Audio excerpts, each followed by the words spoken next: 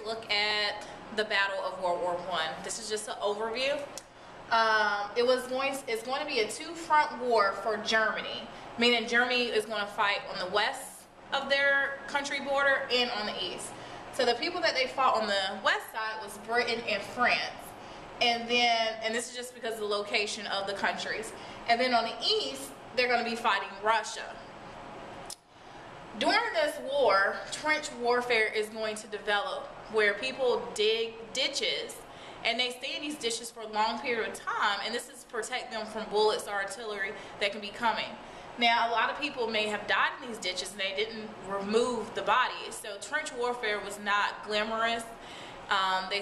The description of the trench warfare from people that actually was involved in World War I was that it had a smell, it was cold, it was wet, it was somewhat depressing. And I'm going to show y'all a clip of the trench warfare. I'm going to try to attach it to the video so y'all can see images of trench warfare and what it caused. It had two fronts.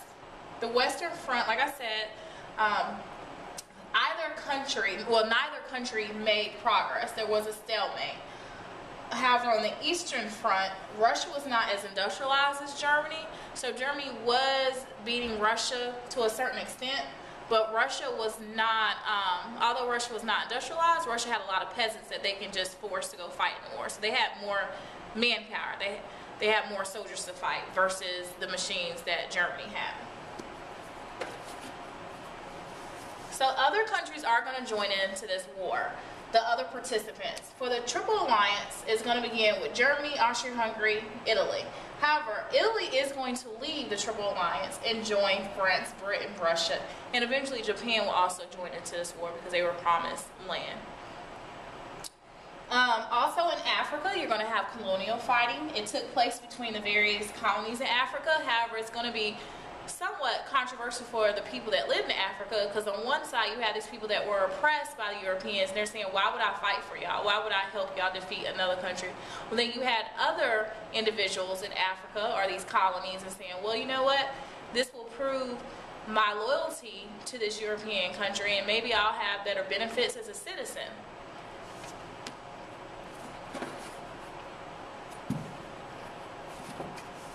So as the war continues and it goes on, Russia will eventually exit the war because they're going to go into their own revolution, which we will talk about in this class.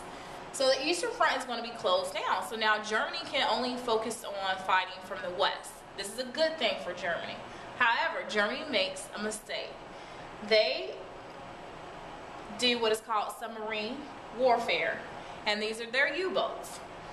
They decide to shoot any ship that may be sailing to Britain or from Britain. They attack any ship that does that. However, there are Americans on these ships, so it upset the Americans because U.S. citizens were traveling on British ships. So the U.S. government asked Germany to stop doing that because the U.S. was neutral up until this point. They did not want to become involved in European affairs.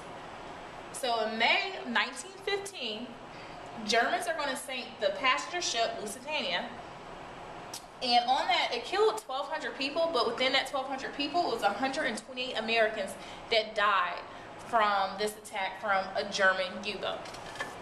So this is going to make the Americans upset, but this is not the only thing that's going to take place. Germany did not like the United States because the United States was sending financial aid to Britain.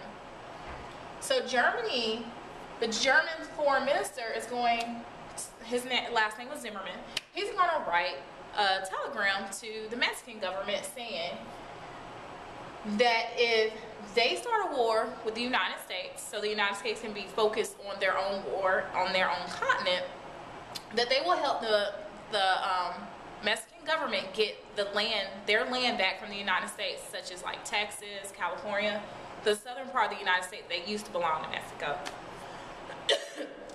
So, Britain is going to intercept this message from the German foreign minister, Zimmerman, to the Mexican government in early 1917.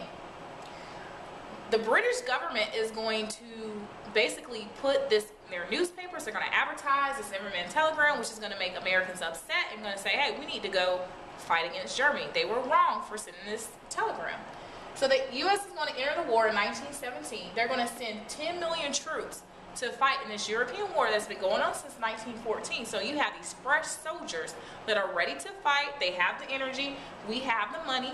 We're not bankrupt. We like the other European countries that have been in this war for a long period of time. So it's new energy.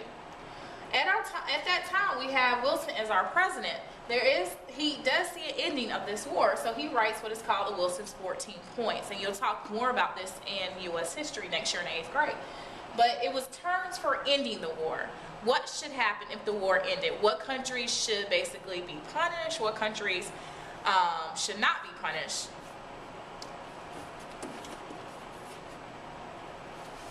So the war is going to end because the United States did enter the war, which helped Britain and their alliance defeat Germany. So determined, if the ending of the war, it was determined by the Big Three after Germany's unconditional surrender. They would decide what the outcome would be for those countries that were involved in the war that had lost, Germany. So the Big Three was Woodrow Wilson, he's part of the United States. Britain, they wanted to punish Germany. They were upset with Germany. They blamed Germany for this war. France wanted to punish Germany also, but also weaken Germany to the point that Germany could not cause another war.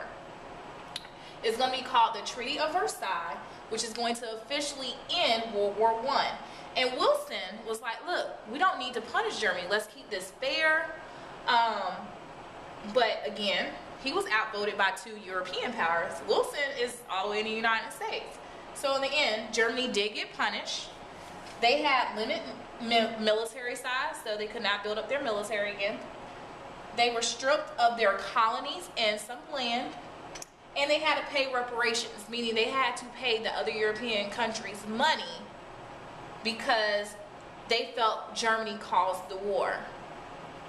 And the European map is going to be redrawn again. On the eastern front of Europe, nationalism is going to win out, so all those different ethnicities that wanted to have their own countries will have their own country, and we'll look at a map showing that. But because of Germany being punished harshly, it's going to leave Germany open to a man by the name of Adolf Hitler, which is going to cause us to go to World War II.